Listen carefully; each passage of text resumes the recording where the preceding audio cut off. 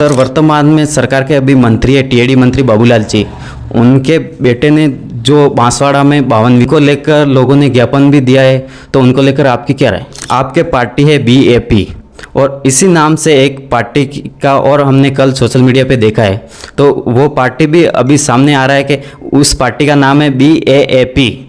जो डूंगरपुर के विधायक है गणेश गोगरा, वो कुछ समय पहले दौरा करने गए थे एक हॉस्टल का, वहाँ पर बच्चियाँ खाना बनाती हुई मिली और बर्तन के अंदर कीड़े मिले, उनको लेकर आपका क्या कहना है? विधानसभा की एक लंबे समय से मांग चल रही है कृषि मंडी, आपने भी जो वर्तमान सरकार के मंत्री है किरोड़ी लाल जी, उनसे। नमस्कार, मेरा नाम है नाथूलाल, आप देखना शुरू कर चुके हो टुडे न्यूज़ टीएसपी। हमारे साथ बातचीत करने के लिए दरियावत के विधायक थावरचंद जी डामोर साहब है, तमाम मुद्दों पर चर्चा करेंगे, आप वीडियो के अंदर बने रहें। तो सर, सबसे पहले हमारे चैनल में आपका स्वागत है। सबसे पहले आपके चैनल के माध्यम से आपके चैनल के तमाम दर्शकों को और आपको भी मेरी ओर से धन्यवाद, जोहार। तो सर, वर्तमान में सरकार के अभी मंत्री है टीएडी मंत्री बाबूलाल जी, उनके बेटे ने जो बांसवाड़ा में 52 को जमीन को लेकर लोगों ने ज्ञापन भी दिया है, तो उनको लेकर आपकी क्या राय? मैं ये बताना चाह रहा था कि टीएडी विभाग जो है जनजाति विभाग है, आदिवासियों के उत्थान के लिए है। और जब मंत्री महोदय चुनाव जीते थे उस वक्त सारी मीडिया ने एक चीज़ दर्शाई थी, ये दिखाया गया था कि हमारे यहाँ के 4 बार के विधायक कितने गरीब हैं और वो आज भी झोपड़ी में रहते हैं।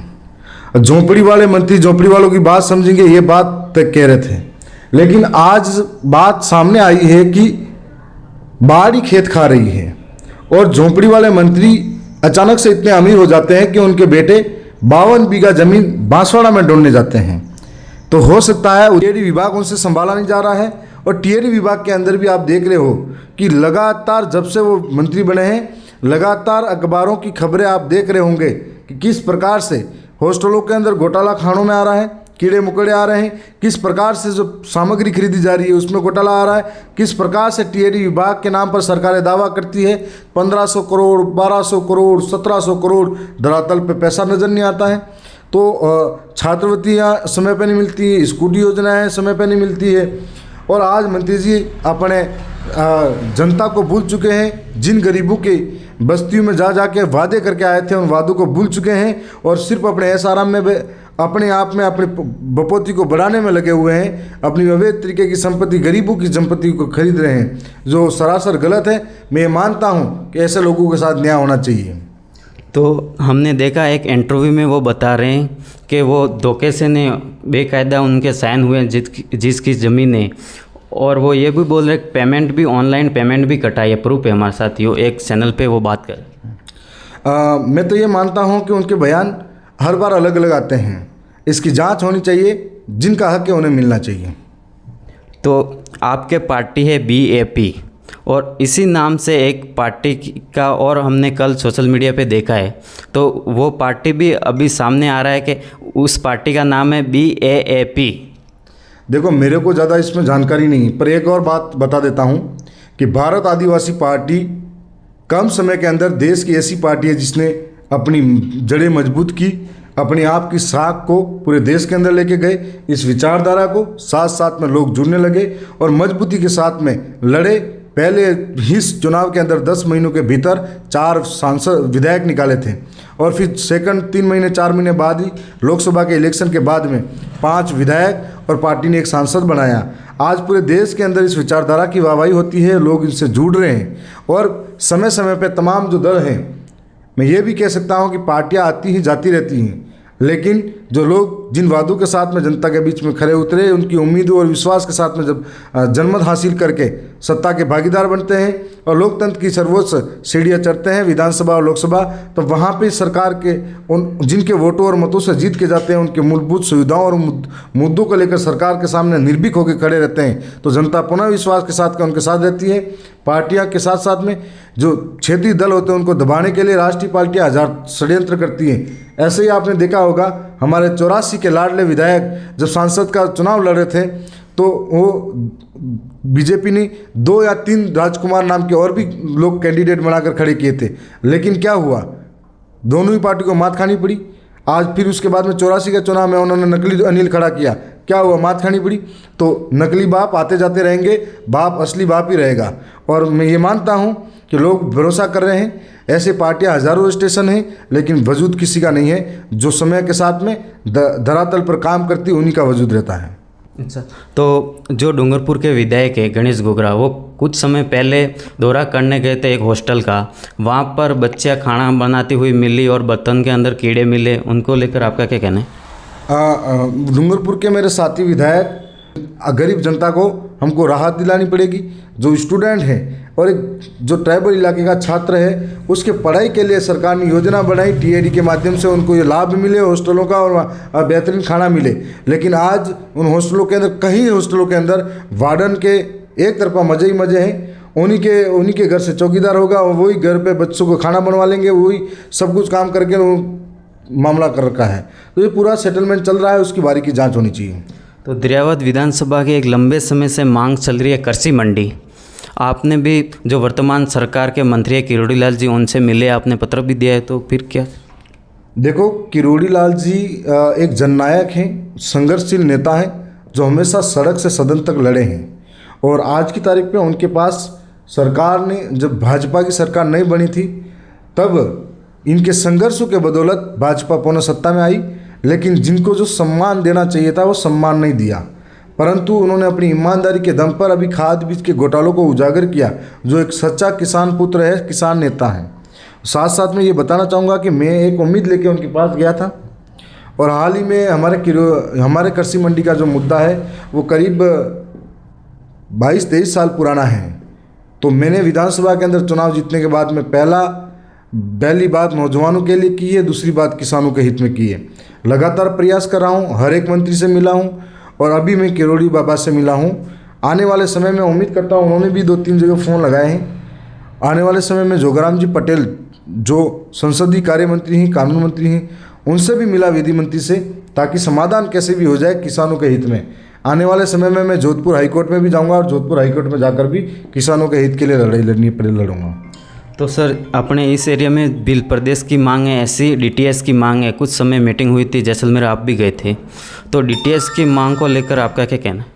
देखो, जिस प्रकार से हमारे दक्षिणी राजस्थान के अंदर आदिवासी रहते हैं, उसी प्रकार से उस पश्चिमी राजस्थान के अंदर भी रेगिस्तानी इलाके के अंदर आदिवासी रहते हैं। आज उनको मूलभूत सुविधाओं का अभाव है। वहाँ हालात हम जानते हैं, भौगोलिक परिस्थिति से अच्छी तरह से वाकिफ़ हैं कि वहाँ पर रेतीला और बंजर इलाका है, जहाँ न तो बारिश सही होती है, न कोई पैदावार सही कर सकते हैं। इन लोगों का पलायन गुजरात, महाराष्ट्र, मध्य प्रदेश के अंदर होता है, जिसकी वजह से वो अपनी आजीविका चलाते हैं। और आज तक सरकारें योजना लाई पर उन तक पहुँच नहीं पाई। तो हम ये चाहते हैं कि उनके लिए एक अलग विशेष योजनाएं बनाई जाए, जिसके माध्यम से उनको लाभ पहुंच सके और साथ साथ में उनका उद्धार हो सके, सरकारी नौकरियां भी लग सके और सरकार की तमाम योजना उन तक पहुंचे, ताकि उनका जनजीवन आरामदायक सुखद हो पाए। इसलिए डेजर्ट सब प्लान एरिया के नाम से ये उनके लिए भी हो तो बढ़िया है। हम लोग समर्थन करते हैं कि कैसे भी हो डीटीएस है उनके वहाँ पे लागू हो। तो सर, कुछ समय पहले सोशल मीडिया के माध्यम से न्यूज़ देखने को मिली थी, एमपी में जो आदिवासी 40-50 साल से रह रहे, आज उनकी झोंपड़ी हटाई जा रही है और सरकार एक तरफ कह रही है हम आदिवासी और गरीब के साथ है।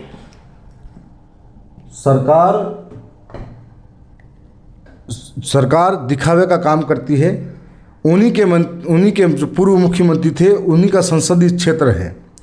आज जंगलों में जो आदिवासी रह रहे हैं, बरसों से रह रहे हैं, जो आदिवासी रह रहे हैं, आज उनकी अपनी ज़मीन पर जो वन विभाग के कानून बने उससे पहले से रह रहे हैं, और वो आज सरकारें ऐसे कानून ला रही है, षड्यंत्र कर रही है आदिवासियों को बाहर निकालने का। इसके पीछे एक ही कारण है, सरकारें आदिवासियों के साथ साथ में उद्योगपतियों को, आदिवासियों को बाहर निकालकर उद्योगपतियों को अंदर लाना चाहती है। आपने देखा होगा, जहाँ जहाँ बीजेपी की सरकार है, वहाँ आदिवासियों को खदेड़ा जा रहा है। छत्तीसगढ़ का देख लो आप, वहाँ पर हसदेव अभ्यारण्य के नाम पर जंगलों से लोगों को विस्थापित किया और फिर खनन के लिए, कोयल खनन के लिए वहाँ पे लोगों के साथ किया। मध्य प्रदेश के अंदर देख लो आप, राजस्थान के अंदर देख लो आप, गुजरात के अंदर देख लो आप, जहाँ जहाँ इनकी सरकार है वहाँ आदिवासी को विस्थापित करके ये उद्योगपति को ज़मीन दिलाना चाहते हैं। क्योंकि मैंने देखा है कि इनके लिए आदिवासियों की ज़िंदगी का कोई महत्व नहीं है, उनको उद्योगपतियों की पहले पड़ी है। जब आदिवासी को बेदखल कर सकते हैं, उनको ज़मीन नहीं दे सकते हैं, तो उद्योगपति को ज़मीन किस कानून से दे सकते हैं? उनको जबरन बैठाने के नए नए षड्यंत्र किए जाते हैं। और हमें ऐसा विकास किस काम का जहाँ पर हमारा घर उजाड़ा जाए, जहाँ पर हमारा आशियाना ही छीन लिया जाए, जहाँ हमारा रोजी रोटी और आजीविका ही छीन ली जाए, हमारी ज़िंदगी छीन ली जाए, हमारी ज़मीन छीन ली जाए। तो इसलिए आज फिर घर उजाड़ने के बाद में नया ढोंग करने के लिए इन्हीं के मंत्री वापस उन्हीं घरों के वहाँ पे रोने के लिए जाएंगे। तो ये तो एक तरह का दिखावा है। आज पूरा मध्य प्रदेश के अंदर ही आक्रोश नहीं है, पूरे आदिवासी समाज के अंदर, पूरे देश के अंदर आक्रोश है, जिन्होंने उनकी आंखों में जो मंजर देखा, जो बिलखते आंसू से कह रहे थे कि हमारा घर मत उजाड़ो, जिनके बच्चे रो रहे थे कि हमारा आजीविका मत छीनो, हमारा भविष्य मत छीनो, आज उन सब की बद्दुआ इनको लगेगी। तो आने वाले समय में मिलकर इन सब के लिए हमको लड़ना पड़ेगा, ताकि एक गरीब का घर न उजड़े। तो सर, आगामी समय में पंचायती राज चुनाव आ रहे हैं, तो आपकी पार्टी की क्या तैयारी? देखो, पंचायती राज चुनाव नज़दीक है। मैं मेरा कर्म करता जा रहा हूँ। मेरे को जो जिम्मेदारी मिली है, मैं जनता के बीच में रहता हूँ। हमेशा उनका छोटे से बड़ा कोई काम होता तैयार रहता हूँ। मेरे को जितना सरकार दे सकती है या फिर मेरे पास जितना बजट होता है, मैं धरातल तरीके से खर्च करता हूँ। इससे मैं ये मानता हूँ, दूसरी ओर ये भी मानता हूँ कि पंचायती राज चुनाव आ रही है, हमारी जनता समझदार है। उन्होंने मुझे जिताया, उस टाइम ही लोकतंत्र को समझ लिया था और मतदान को समझ लिया था, जिसकी उपयोगिता समझ ली थी कि एक मत से 5 साल का हमने एक व्यक्ति चुनते हैं जो हमारे बीच में खड़ा रहे, हमारी रखवाली करे, हमारे सुख दुख में साथ दे। और मैं ये मानता हूँ कि उनके पास प्लानिंग होगी, पैसा होगा, सब कुछ होगा, लेकिन हमारे हर घर में कार्यकर्ता होगा, हर एक घर में कार्यकर्ता समझदार होगा और किसी भी प्रकार का कोई नुकसान नहीं है। आगामी पंचायती राज चुनाव भी निश्चित तौर पर हम एक तरफा अच्छी तरह से जीतेंगे। तो सर, जो ऑडियंस है आपको सामने वाली है, हमारे दर्शकों को आप लास्ट संदेश क्या देना चाहोगे? मैं तो ये कहना चाहूँगा कि जो चैनल आपके बीच में सच्चाई लेके आए, जो चैनल आपके लिए आपकी आवाज़ को, क्योंकि मीडिया देश का चौथा स्तंभ है, और जो सच्चाई को दिखाए, सच्चाई को साथ लेके चले, उनको ज़रूर देखें, उनको आगे बढ़ाए। जो चैनल ऐसे भी हैं, भले इनके पास सब्सक्राइबर कम हो सकते हैं, जो सच्चाई नहीं दिखाते हैं, वो सिर्फ पैसों के लिए अपनी न्यूज़ को हाईलाइट करने की कोशिश करते हैं, उन्हें बहिष्कार भी कर दें।